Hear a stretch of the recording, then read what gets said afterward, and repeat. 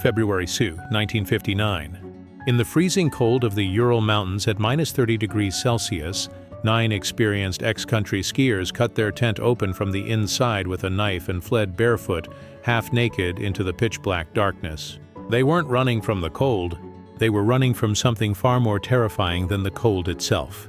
When the search team found them weeks later, their bodies bore horrific injuries: fractured skulls, crushed ribs, missing tongues and eyes. Unexplainably high levels of radiation were also detected on the clothing of some victims. More than 60 years later, one of the Earth's greatest mysteries remains unanswered. What killed them in a way worse than the worst nightmare? Was it just an accident, or a terrifying military secret that the Soviet Empire tried to cover up? It all started with great enthusiasm and youthful energy. In January 1959, 9 young students and graduates of the Ural Polytechnic Institute gathered together. The leader of the group was 23-year-old Igor Dyatlov, a highly experienced and talented engineer. The group originally consisted of 8 men and 2 women. Every one of them was a certified hiker capable of surviving in the harshest weather conditions. Their goal was to complete a Category 3, the most difficult grade, 300-kilometer ski expedition to reach Mount Otorten. On January 28th, during the early days of the journey, Yuri Yudin, the 10th member of the group, was forced to turn back due to a sudden flare-up of severe back and leg pain. He hugged his friends goodbye. Yudin had no idea that this coincidental illness would be the miracle that saved his life. The remaining hikers pushed forward into the mountains held sacred by the indigenous Mansi people. One of these mountains bore a chilling name in the Mansi language, Kholat Shakol, which translates to Dead Mountain. February 1, 1959. Due to a fierce blizzard and howling winds, Dyatlov's group lost their bearings and drifted off course. Darkness fell rapidly, and the temperature plummeted to -30 degrees. Igor Dyatlov chose not to lose time descending to the tree line and decided to pitch their tent right on the exposed slope of the mountain. This was the group's last fatal decision. It was around 9:30 p.m. They ate, wrote their final journal entries, and prepared for sleep. But in the middle of the night, in pitch darkness, something happened. Something so terrifying occurred that all 9 experienced hikers panicked completely.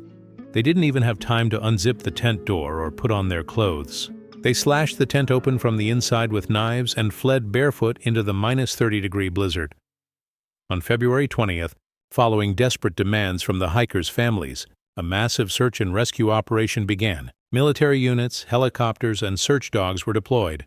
On February 26, 1959, the search team located the tent. It was half buried in snow, cut open from the inside, and abandoned. Inside, all clothing, boots, money, and documents remained untouched. 5 kilometers down from the tent, beneath a large cedar tree, the first 2 bodies were found: Yuri Doroshenko and Yuri Krivonishenko, dressed only in underwear. Between the tree and the tent, 3 more bodies were found: Igor Dyatlov, Zina Kolmogorova, and Rustem Slobodin.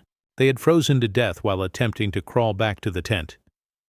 It wasn't until May, as the snow melted, that the remaining 4 bodies were discovered deep in a ravine under 4 meters of snow.